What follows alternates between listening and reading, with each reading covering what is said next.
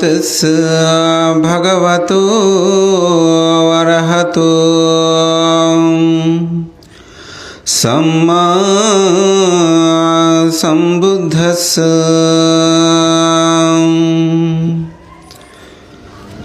सुखमत्तयत लोके अतो पीतयत सुखसमयत लोके अतो ब्रह्मयत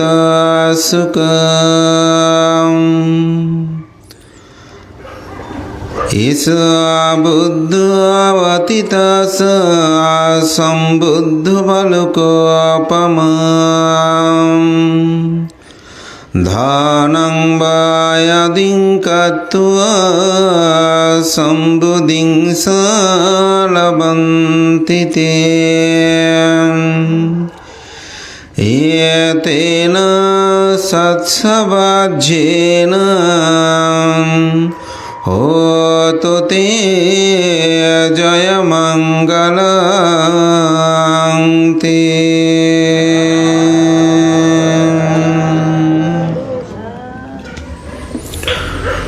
মুকুটনাইট ধাতুচ্যুত বিহারীর বিশিষ্ট শ্রদ্ধাবতী উপাসিকা প্রয়াত বিভা বড়ুয়ার প্রথম মৃত্যুবার্ষিকী উপলক্ষে আয়োজিত আজকের মহতিপূর্ণময় অষ্টবয়স্কার সঙ্গদান অনুষ্ঠানের পরমারাধ্য মাননীয় আশীর্বাদক পরম শ্রদ্ধেয় বর্ষিয়ান সাংঘিক ব্যক্তিত্ব শিলপ্রিয় মস্তবীর মহোদয়, আজকের অনুষ্ঠানের সম্মানিত সভাপতি চট্টগ্রাম বন্দর বৌদ্ধবিহার উপাধ্যক্ষ সঙ্গরাজ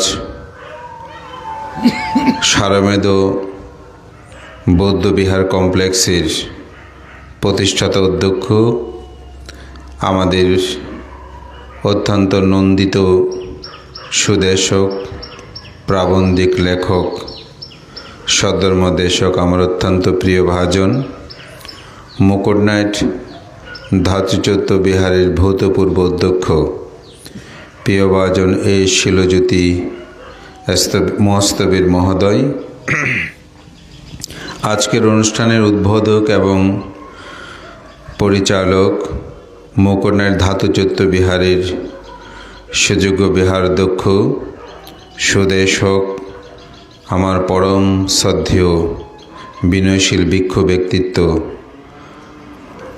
শ্রদ্ধেয় ভদন্ত অনমদস্যী মস্তবীর মহোদয়, উপস্থিত প্রিয়ভাজন বিশ্বমিত্র মস্তবীর এবং অতি সাম্প্রতি সময়ে বর্ণাঢ্য আয়োজনে যার মস্তে বরণ অভিধে অভিষিক্ত হয়েছেন মুকুটনাইট ধর্মাঙ্কুর বিহারের সুযোগ্য বিহারাধ্যক্ষ প্রিয়ভাজন সঙ্গরত্ন মস্তবীর প্রমুখ মাননীয় মহান সঙ্ঘের প্রতি বিনম্র চিত্তে শ্রদ্ধা অর্ঘ্যবন্দনা নিবেদন করছি। আপনাদের সকলের প্রতি মৈত্রী চিত্তে পুণ্যদান প্রয়াত শ্রদ্ধাবতী উপাসিকা বিভা বড়ুয়ার পালৌকিক ঊর্ধ্বগতি কামনা করে পুণ্যদান করছি।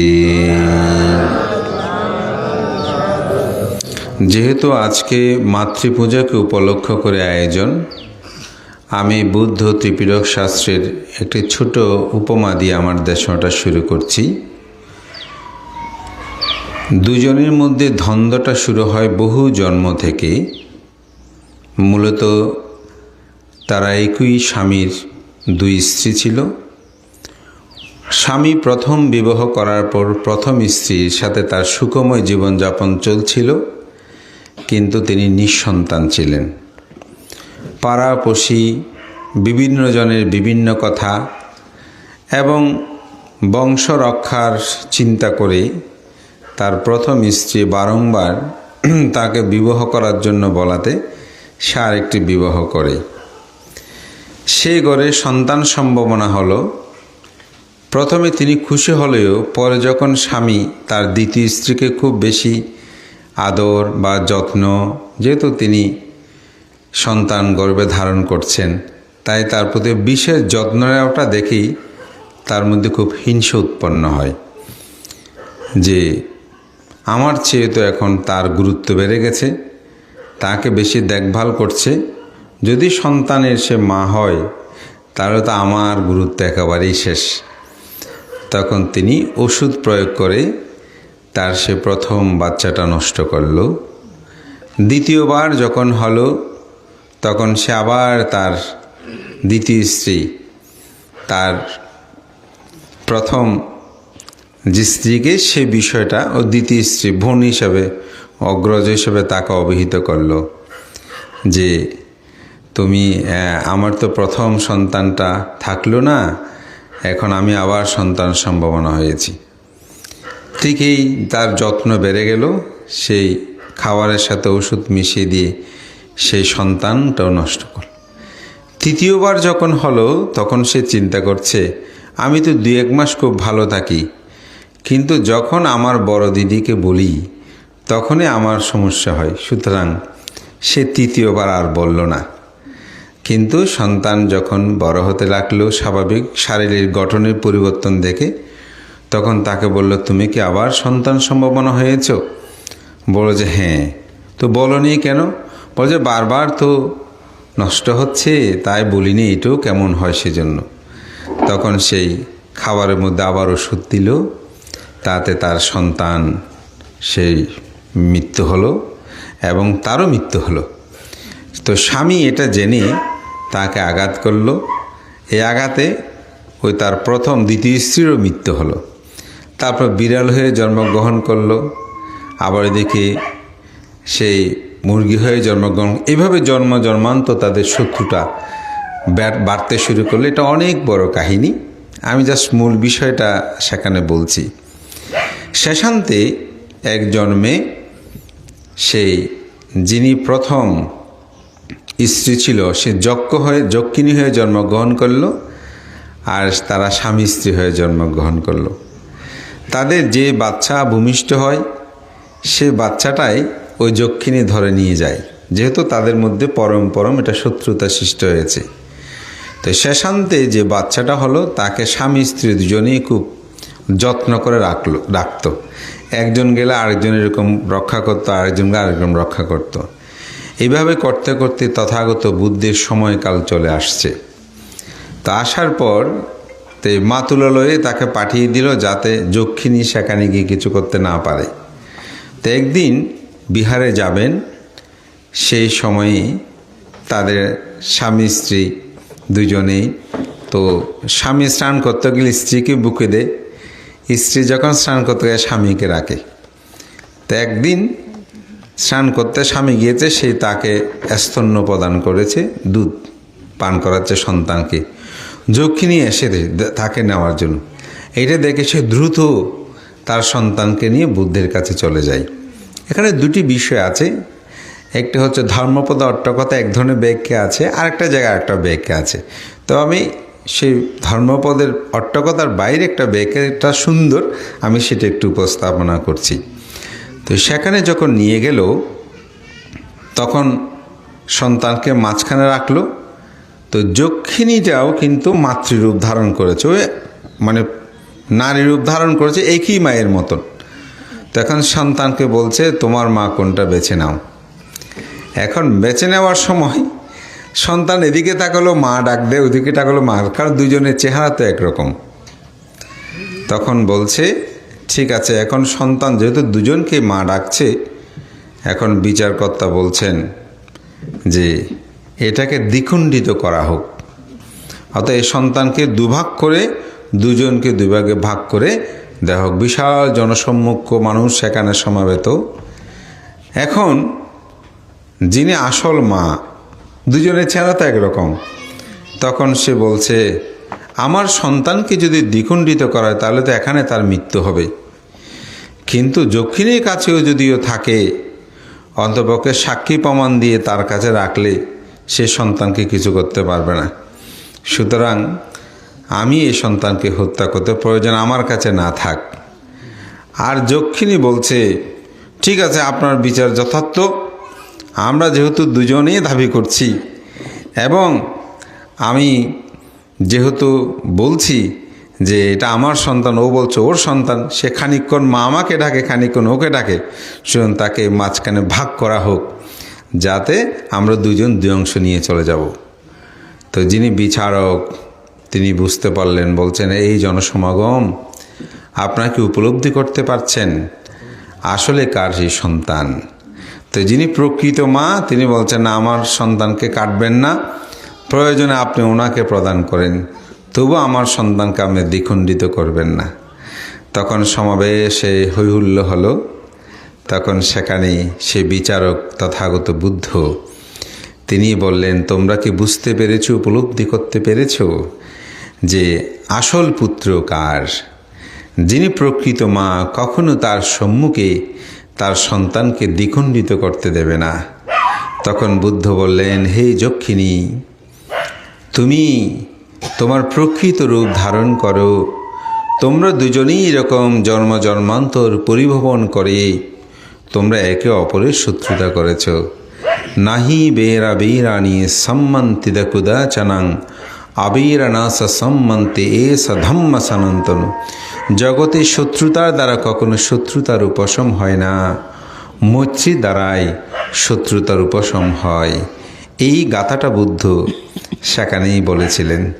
এবং তার প্রকৃত রূপ আসে এবং তাকে বলে, তোমার পুত্রটা ওর হাতে দাও। উনি ভয়ে দিচ্ছে না, বলে যে না, আমার পুত্রকে যক্ষিণীর হাতে কেমন করে দেব?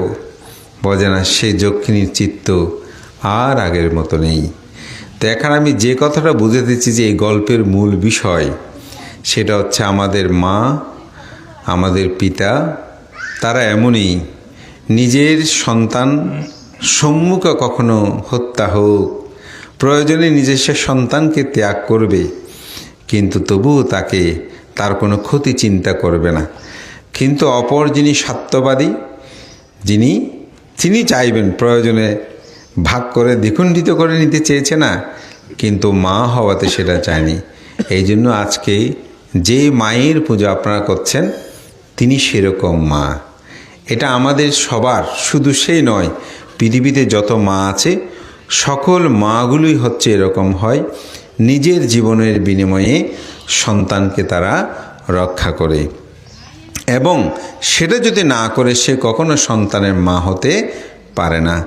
আমরা যেদিন থেকে গর্ভে এসেছি সেদিন থেকে মাকে আমরা কষ্ট দিয়েছি। আপনি চিন্তা করে দেখেন, খেতে বসতে চলতে না কত কষ্ট দিয়েছি। এজন্য বলা হচ্ছে ব্রাহ্মাতি মাতা পিতারো ফুব্য আচার্য তুচ্ছারে। ব্রাহ্ম সদৃশ্য হচ্ছে পিতামাতা। ব্রহ্মর সাথে কেন তুলনা করা হয়েছে? ৩১ লোকভূমির মধ্যে আমরা কি জানি? 4 অপায়, যেখানে তির্যক, প্রেত, অসুর, নিরয়। আর হচ্ছে 6টা হচ্ছে স্বর্গ, একটা হচ্ছে মনুষ্যলোক, না 7টা সুগত ভূমি বলা হয়। আর 16টা হচ্ছে ব্রহ্মলোক, আর 4টে হচ্ছে অরূপ ব্রহ্মলোক। এই ব্রহ্মলোকের অধিপতির নাম হচ্ছে মহাব্রহ্মা। এই মহাব্রহ্মা 4টি গুণ আছে। সেই 4টি গুণ কি? মৈত্রী, করুণা, মুদিতা, উপেক্ষা। তো এই 4 গুণ মা বাবার মধ্যে বিদ্যমান আছে। আমার দেশনায় আমি একটি কথা উদাহরণ প্রায় সময় দিই, শ্রদ্ধেয় বনবান্তের। যে কোনো মাতৃপূজা পিতৃপূজা হলে এই কথাটা আমি বলি। তো শ্রদ্ধেয় ভান্তের কাছে একটা ছেলে গেছেন। তো ছেলেটা আজকে একটু পরিচয় দিই। তার নাম হচ্ছে সবুজ বড়ুয়া। আমাদের শিলজ্যোতির আত্মীয় লাগে, জাপানে থাকে। তো তার মা যখন মৃত্যুবরণ করে সাপ্তাহিক ক্রিয়া অনুষ্ঠানে সে এই বক্তব্যটা দিয়েছিল। তো সত্যি কথা বলতে আমি ধর্ম দেশকের চেয়ে আমি একজন শ্রোতা, ভালো শ্রোতা বলা যায়। কেউ যখন ধর্ম কথা বলে আমি শুনি, ভালো কথা বললে আমি সেটা অন্তরে ধারণ করি। তো তার একটি বক্তব্যে আমি প্রায় সময় বলেছিলাম, আজকে একটু তার পরিচয়টাও দিলাম। তো সবুজ বড়ুয়া সেই বনভান্তের কাছে গিয়েছেন আশীর্বাদ প্রার্থনা করতে। তো ভান থেকে গিয়ে বলছে, ভান্তে আমাকে একটু আশীর্বাদ দেন, আশীর্বাদ দেন। তো ভান্তে বলতেছে, তুমি ব্রহ্মা দেখেছ? ব্রহ্মা তো ব্রহ্মলোকেই তো ব্রহ্মা থাকে, ব্রহ্মা কোথায় দেখবে? আমরা আপনারা তো কেউ দেখিনি না, ব্রহ্মা দেখেছি? দেখি না, আজকে একটু দেখাবো। তো বনভান্তে বলছে, তুমি ব্রহ্মা দেখো নাই? তো চুপ করে আছে, ভয় বানতে সামনে গেলে একটু স্বাভাবিক। তো বলতে তোমার পিতা মাতা বেঁচে আছে? বানতে আমার বাবা বেঁচে নাই, মা বেঁচে আছেন। বলে যে বল, ব্রহ্মা দেখেছি। তো ভান্তের মুখে মুখে তো বলতে হতো, ভান্তে ব্রহ্মা দেখেছি, ব্রহ্মা দেখেছি। যা বাড়িতে যা, সে ব্রহ্মার পূজা কর, তোর আশীর্বাদ হয়ে যাবে। তো সবুজ তার পিতা মায়ের সাপ্তাহিক ক্রিয়া অনুষ্ঠানে কৃতজ্ঞতা জানাতে গিয়ে তার বক্তব্যে বলেছেন যে আজকে আমি সেই ব্রহ্মাকেও হারিয়েছি। এটা অনেক দিন আগের কথা, প্রায় 10 বছর হবে মনে হয় না শিলজ্যোতি? 14 সালে, হ্যাঁ। এই তার বক্তব্যটা আমার খুব হৃদয় স্পর্শ করেছিল। তো আমি যে কথাটা বলছি যে ব্রহ্ম হচ্ছে আমাদের পিতামাতা। তো সদ্য বনভান্তে কেন বলেছেন এই কথা? বনভান্তে বুদ্ধের কথার বাইরে বলে নাই, কারণ বুদ্ধই তো বলেছেন ব্রহ্মাতি মাতা পিতারও পূর্ব আচার্য তুচ্চার। আমাদের যত শিক্ষক আছে পৃথিবীতে, সবচেয়ে আদি শিক্ষক হচ্ছে আমাদের পিতামাতা ব্রহ্মার সাথে। তো কেন? কারণ ব্রহ্মার যে 4 গুণ, মৈত্রী। মৈত্রী মানে কি? মৈত্রী হচ্ছে সবার মঙ্গল কামনা করা। মৈত্রীর বিপরীত কি? অমঙ্গল কামনা করা। যিনি আপনার ক্ষতি করে, আপনার ভালোই করুক, আমি তার সবসময় অমঙ্গল যেটা কামনা করি, এটা মৈত্রী। আর মৈত্রী হচ্ছে কি? আমার নিজেরও মঙ্গল কামনা করা, যিনি শত্রু আছে তারও মঙ্গল কামনা করা, যিনি আপনার ক্ষতি করে তারও মঙ্গল কামনা করা। তো এটাকে এত সহজ? এটা সহজ কখন সহজ? যখন এই সন্তান গর্ভে ধারণ করে। তো আমি একটু উদাহরণ দিয়ে যদি বলি, আপনারা যারা এখানে পিতামাতা হয়েছেন আপনারা বুঝবেন। সন্তান যখন গর্ভে আসে তখন মা কষ্ট হয় নাকি সুখ লাভ করে? মায়ের কত কষ্ট না, চলতে, বসতে, খেতে, শুইতে। সাধারণত আমরা খাবার যখন গ্রহণ করি, যদি একটা মাংসের সামান্য টুকরো দাঁতের ফাঁকে থাকে, মনে হয় গালটা ভারী হয়ে আছে। পকেটে একটা কলম থাকলে, অল্প টাকা থাকলে, পয়সা থাকলে মনে হয় যে এটা কত ভারী। তো একজন মা যখন একজন সন্তানকে তার গর্ভে ধারণ করে, এটা কেমন ভারী হয়? এটা কষ্ট না? এই যে চন্দ্রগ্রহণ, সূর্যগ্রহণ হলে কেমন কষ্ট, তাই না? তাহলে মা কি করেন?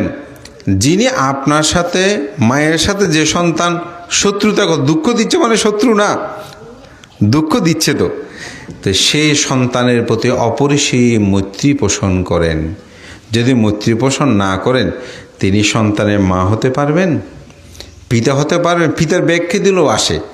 পিতাকে সংযম হতে হয় সন্তানের প্রতি করুণা রেখে, তাই না? এটার ব্যাখ্যা দিলেও সে বিষয়গুলো এখানে আসবে। তা আজকে যেহেতু মাতৃপূজা, একটু মায়ের কথাটাই বলি। তো সেজন্য মৈত্রী না থাকলে তিনি সন্তানের মা হতে পারেন না। করুণা, করুণা মানে দয়া। মহাকারণিক আমরা বলি না, মহাকারণিক না তো হিতায়া সভ্য পানি, আমরা বলি না মহাকারণিক।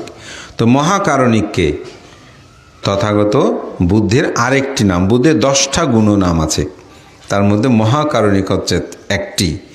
অর্থাৎ বুদ্ধ মহাকরুণা করে এই জগতেই তিনি ধর্ম প্রচার করেছেন। অর্থাৎ দয়া করে মানুষের হিতার্থে, দেব ব্রহ্মের হিতার্থে তিনি প্রথম ধর্মচক্র প্রবর্তন সূত্র দেশনা করেছেন। এটা করুণা না?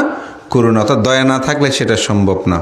তা আমরা যখন মাতৃগর্ভ থেকে ভূমিষ্ঠ হই, আমরা মলমূত্র পরিত্যাগ করি, আমরা যে দুগ্ধ পান করব সে কথাকে বলতে পারি? কোনো কিছু বলতে পারি না। অথচ মানুষ কত অহংকারী। আমরা বলি আমি কারো উপর নির্ভরশীল নই, আমার মতন আমি চলি, এরকম বলে না? কিন্তু সে ভুলে যায় জন্মগ্রহণের পরে সে পরনির্ভরশীল। মাতৃগর্ভে প্রতিসন্ধি গ্রহণ থেকে সে নির্ভরশীল। পৃথিবীতে অন্যান্য প্রাণীগুলো, অনেকগুলো প্রাণী আছে জন্মগ্রহণ করে মা বাবা লাগে না, সে এমনিই বড় হতে পারে।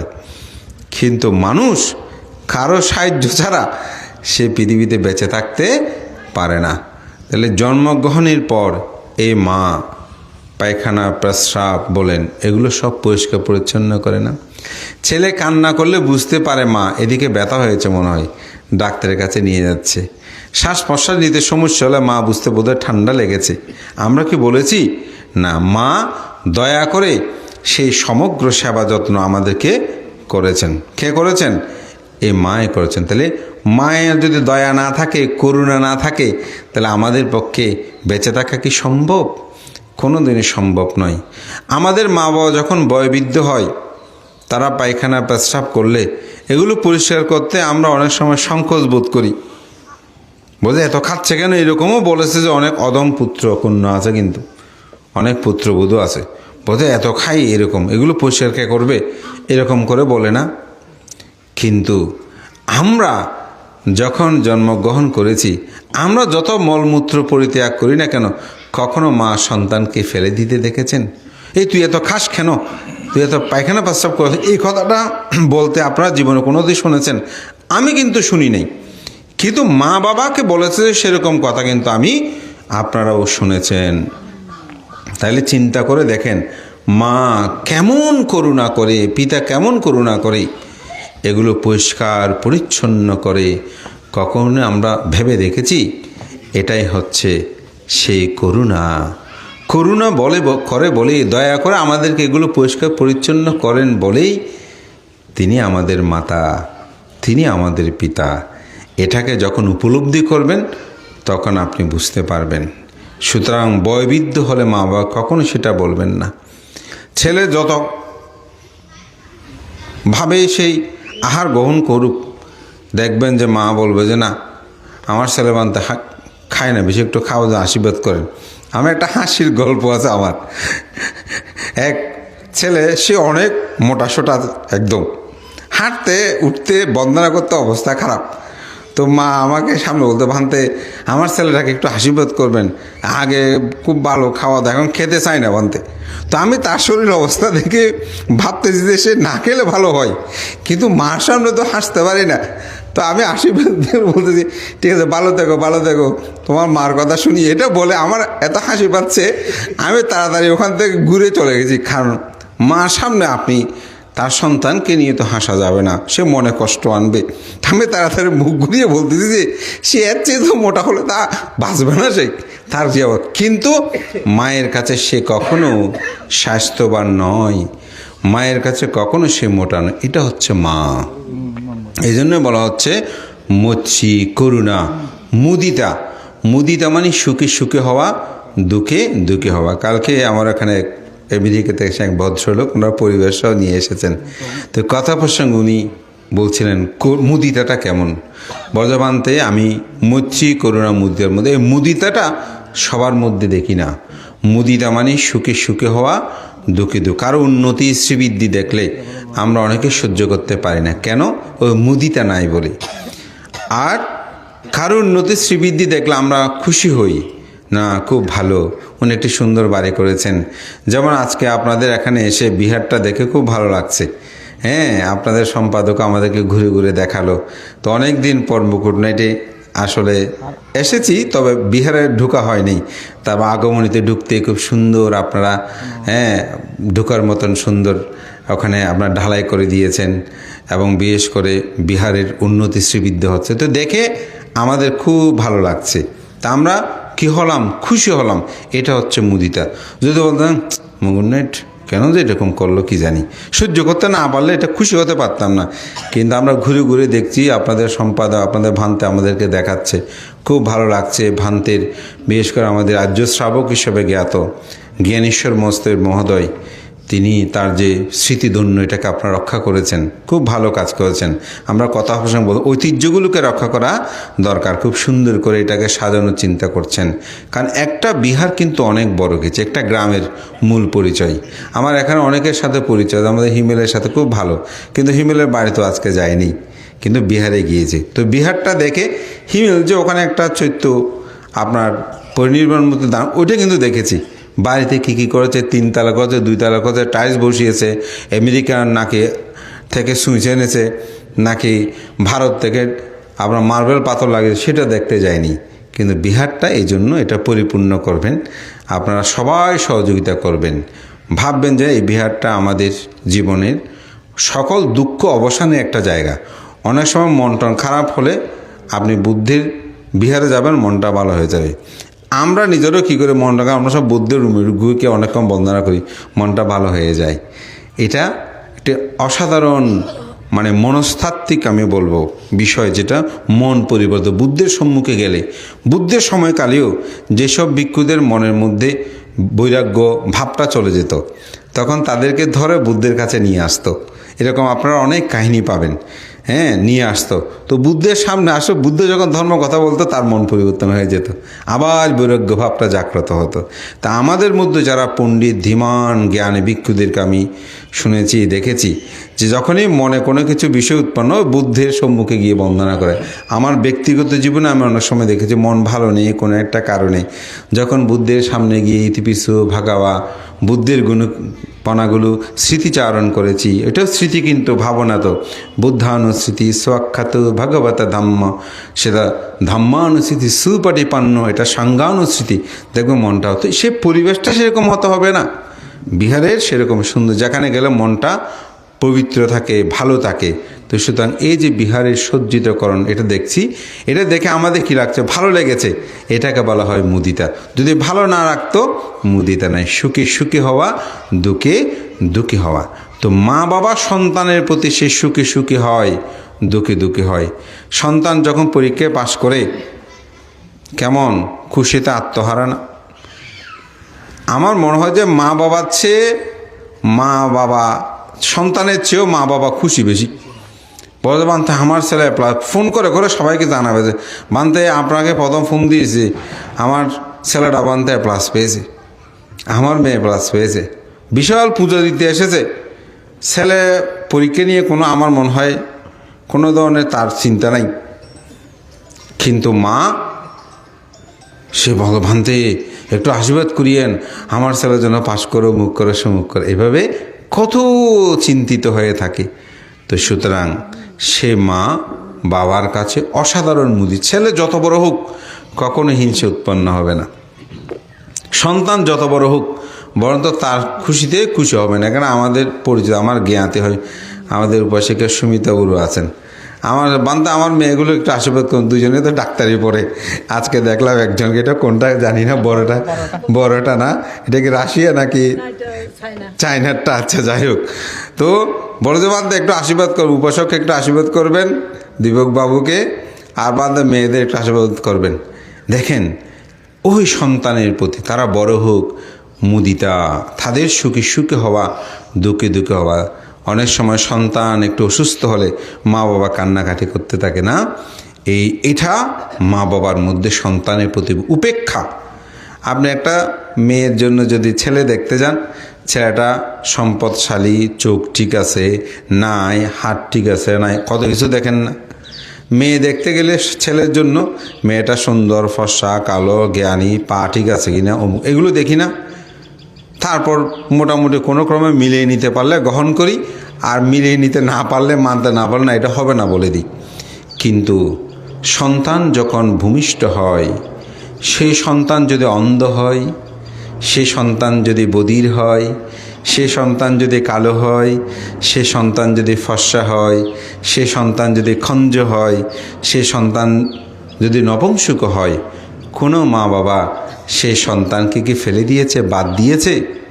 না, তার সব দোষ উপেক্ষা করে সেই সন্তানকে পিতামাতা আঁকলিয়ে রেখেছে।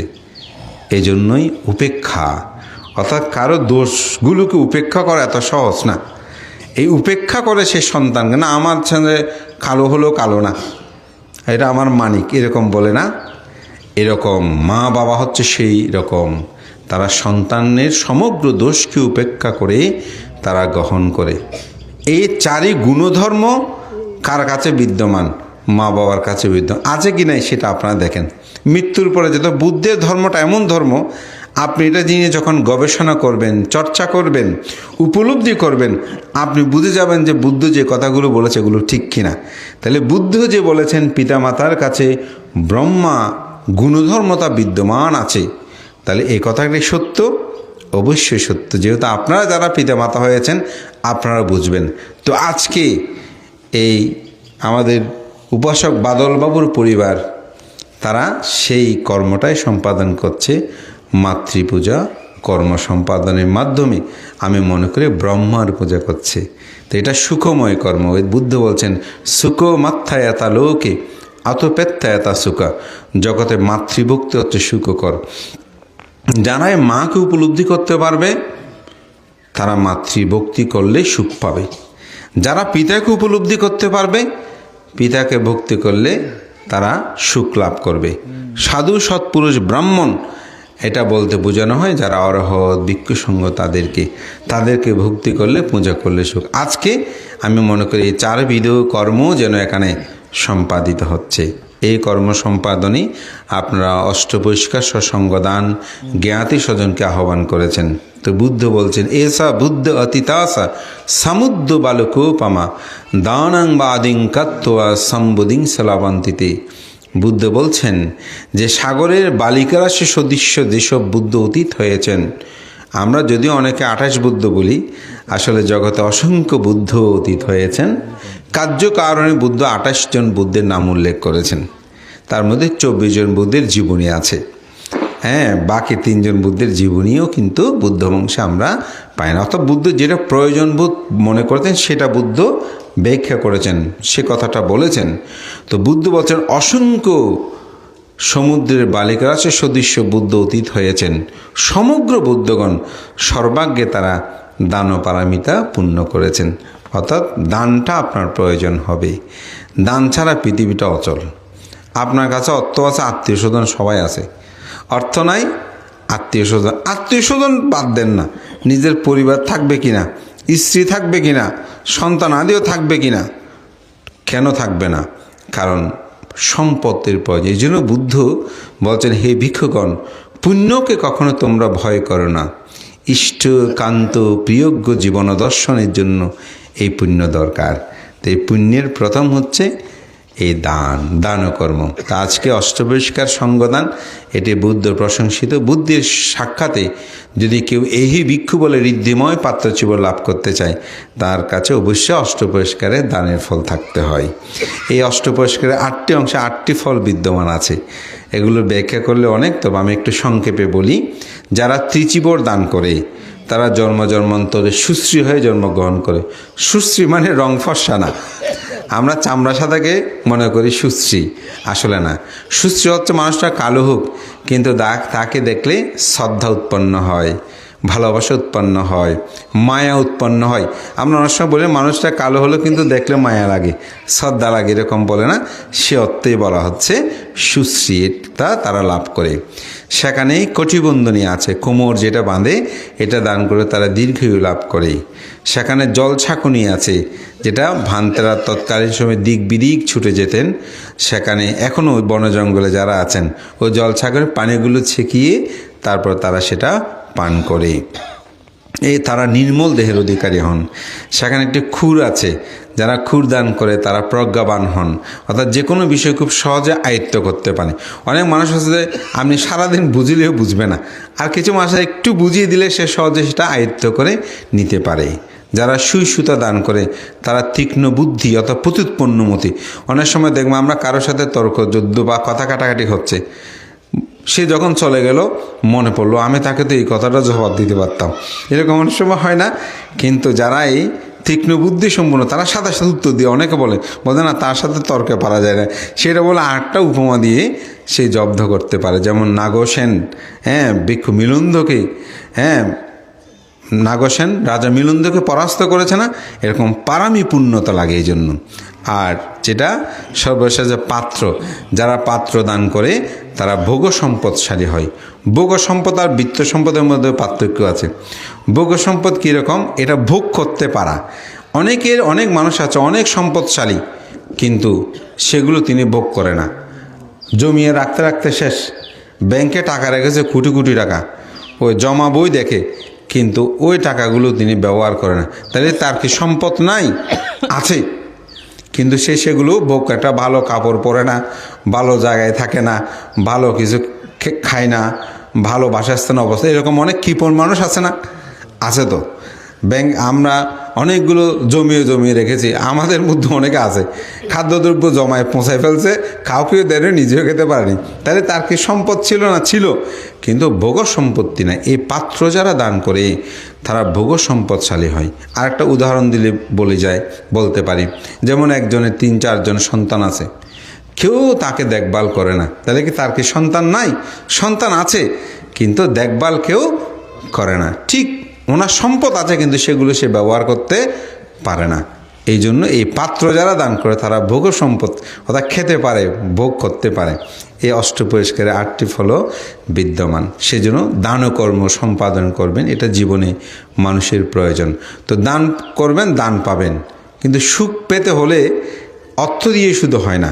অনেকে বলে, ভান্তে আমার অর্থবিত্তের কোনো অভাব নাই, কিন্তু পরিবারের মধ্যে সুখ নাই। এই সুখী যদি হতে চান, শীলবান হতে হবে, শীল পালন করতে হবে। যদি পঞ্চশীলটা পালন করেন অন্তপক্ষে, আমিও বলবো সেই পরিবারের স্বামী, স্ত্রী, পুত্র, কন্যা, শ্বশুর, শাশুড়ি কারোর সাথে কোনোদিন দ্বন্দ্ব সংঘাত হবে না। আপনি পঞ্চশীল পালন করেন। আমরা বুদ্ধের কথা শুনি না, সেজন্য দুঃখ পাই। আপনি একটা পরিবারের পঞ্চশীলটা পালন করে দেখেন, বড় করে কথা বলতে পারবে? বড় করে তো কথা বললে তো আপনার মুসাওয়াদা বেরামনি শিকা শিলভঙ্গ হবে। ওখানে পিছুনো ভাষা আছে না? পিছুনো ভাষা, ওখানে সম্প্রলাপ আছে না? তাহলে আপনি তো এগুলো কর্কশ বাক্য আছে না, এগুলো বলতে গেলেই তো সমস্যা। তাহলে আমাদের সমস্যা সৃষ্টি হয় তো ওখান থেকে। এই সামান্য কথা থেকে শুরু হয়, তারপর দ্বন্দ্ব সংঘাতগুলো সৃষ্টি হয়। আমি পৃথিবীতে দেখেছি, আমার দর্শনে আমি যেটা দেখেছি, আমার ব্যক্তি জীবনে, এই কথা থেকেই জগতের যত সমস্যা। ভাই ভাইয়ে মামলা 20 বছর 30 বছর। কারণ কি? বর্ধমানতে আমার ভাই যদি আমাকে বলতো এই 1 জায়গা আমি চাই দাদা, আমাকে এই জায়গা, আমি দিয়ে দিতাম না। সে আমার সাথে বলতো, হ্যাঁ টাকা আমিই পাবো। এই জিতের উপর বান্ধ এখন 30 বছর কেস চলতেছে। দেখেন, একটা শব্দ কীভাবে মানুষকে 30 বছর এই দুঃখে তার জীবন যাচ্ছে। এই আমার আমিত্ব, এগুলোই মানুষকে দেয়। এজন্য আপনি একটা হাতে যদি থাপ্পড় দেন, ব্যথা চলে যায়, কিন্তু মনে যদি কোনো আঘাত দেন, সে মনটা আর ঠিক করা যায় না। সেজন্য কায়ু বাক্য এগুলো সংযত, এই শীলময় জীবন পঞ্চশীলতা পালন করবেন, দেখবেন পরিবার সুখের হবে। ভাবনাময় জীবনযাপন প্রতিদিন আমি বলবো আপনাদেরকে, অন্তপক্ষে সকালে 5 মিনিট, রাত্রে শোবার আগে বা সন্ধ্যায় অন্তপক্ষে 5টা মিনিট, এই 10 মিনিট ভাবনাটা শুরু করবেন। এটা এখন বেশি প্রয়োজন না। আমরা এখন অর্থবিত্তের চেয়ে মানসিক যন্ত্রটা আমাদের বেশি। পরিবার বলেন, সমাজে বলেন, এই মানসিক যন্ত্রণা থেকে মুক্তির একমাত্র উপায় সেটা হচ্ছে ভাবনা। আপনি 5 মিনিট ভাবনা করেন, শুধু বসে আনাপানা স্মৃতিটা করেন। আহাং আবেরহমে আব্বাপাত জমি, যেটা মৈত্রী ভাবনা আছে, এটা করেন। শত্রুর কথা মনে পড়লে তাদের মঙ্গল কামনা করেন। দেখবেন আপনার শরীর মন দুটোই সুস্থ থাকবেন, ভালো থাকবেন, এবং এটা খুব বেশি প্রয়োজন। আর শুধু এই সঙ্গদান, বুদ্ধকে পূজা, এগুলোর মধ্যে ধর্মকে সীমাবদ্ধ রাখবেন না। এগুলো প্রয়োজন আছে, করবেন, কিন্তু সাথে সাথে নিজেদের জীবনে প্রয়োগ করেন। ছেলেমেয়েরা বলবেন আমার ছেলে বেশি চঞ্চল, অমুক সময়, আপনি যদি গর্বে রাখতে তাকে ভাবনা আদি করতেন, দেখবেন সে শান্ত হতো, সৃষ্ট হতো। এটা কিন্তু স্বাভাবিক। মায়ের পিতার স্বভাবগুলো সন্তানের মধ্যে কিন্তু প্রভাবিত হয়। সেজন্য সেভাবেই জীবনযাপন করবেন। তো আজকে আমি মনে করি আমাদের প্রয়াত শ্রদ্ধাবতী উপাসিকা বিভা বড়ুয়া সম্পর্কে আমাদের শিরোজিৎ এখানে বলেছেন তার ধর্মময় জীবন। তো আজকে তার সন্তান, তার পরিবার, তারা যেই সুন্দর আয়োজন আমাদেরকে আহ্বান করেছেন, আমি মনে করি এটি মাতৃপূজার প্রতিটা দায়িত্ব, কর্তব্যবোধ তারা সুসম্পন্ন করেছেন। এটার দ্বারা আগামী প্রজন্ম সে শিক্ষাটা লাভ করবে। শ্রদ্ধেয় সঙ্ঘ প্রধান, আশীর্বাদক প্রমুখ ও সঙ্ঘের প্রতি বন্দনা জানিয়ে আপনাদের সকলের উত্তরোত্তর শ্রীবৃদ্ধি কামনা করি, এবং এই সুন্দর আয়োজনে আপনাদের আহ্বানে আমি অত্যন্ত আনন্দিত অনুভব করছি। অনেক দিন পর বরপুকুরমাইট কোনো অনুষ্ঠান আমার যোগদান, অনেকবার হয়তো বললে আসার সুযোগ সময়টা হয়ে ওঠে না। আজকে এসে আপনাদের বিহার দেখে, আপনাদের এই সুন্দর আয়োজন দেখে অত্যন্ত প্রীত আনন্দ অনুভব করছি। আপনারা সবাই মাতৃপূজা করবেন, পিতৃপূজা করবেন, জীবিত থাকতে তাদেরকে ভরণ পোষণ করবেন, শ্বশুর শাশুড়ির দেখভাল করবেন। মনে রাখবেন আপনিও একদিন তাদের মতো হবেন। তাই আমি যদি অপরকে করি আমিও সেটা লাভ করব, এটা জীবনে সবসময় মনে রাখবেন। শুধু ভিক্ষু সঙ্গদেরকে দান দেওয়া, দান দিলে যে আপনি সুখ ভোগ করবেন তা না। ওই যে ব্রহ্মা বলেছেন, আমাদের শ্রদ্ধেয় সে সাধারণানন্দ মহাতের বনমান্তে দেখিয়ে দিয়েছেন, যাও তোমার পিতামাতাকে পূজা করো, তোমার আশীর্বাদ হয়ে যাবে। সেটা যেন আমাদের বিন্দুমাত্র চ্যুত না হয়, কোনো কারণেই যেন তারা অবহেলিত না হয়। অনেক সময় তারা বললেও আপনাকে বুঝে নিতে হবে। আমাদের অনেক বড় বড় ভান্তারা আমাদেরকে মাঝে মধ্যে অনেক সময় অনেক কথা বলে, আমরা তখন বুঝিনি। 80 বছর আগে এক ধরনের ছিল, সেই চিন্তায় তিনি এগুলো বলছেন, আমাদেরকে মেনে নিতে হবে। এরূপভাবে আমাদের পিতামাতাগণ যখন বলে, বুঝতে হবে তারা তো এরকম ছিল, এখন তো যুগের পরিবর্তন হতে পারে, কিন্তু তাদের এই চিন্তা যেন একটু সম্মান জানায়। কয়দিন বা তারা বাঁচবেন, কয়দিন তাদেরকে একটুকু আমরা খুশি রাখতে পারি না? আমাদের খুশির জন্য, আমাদেরকে বাঁচিয়ে রাখার জন্য দিবারাত্রি তারা জাগ্রত থেকেছেন না, কত রাত তারা ঘুমায়নি। এগুলো যখন আপনি ভাববেন, তখন তাদের প্রতি কৃতজ্ঞতা বোধ থেকে হলেও এই পিতামাতারা অবহেলিত হবে না, তাদেরকে দেখভাল করবেন। আজকের আলোচনায় আমার সেই প্রতিপাদ্য বিষয়, আপনার পিতামাতাকে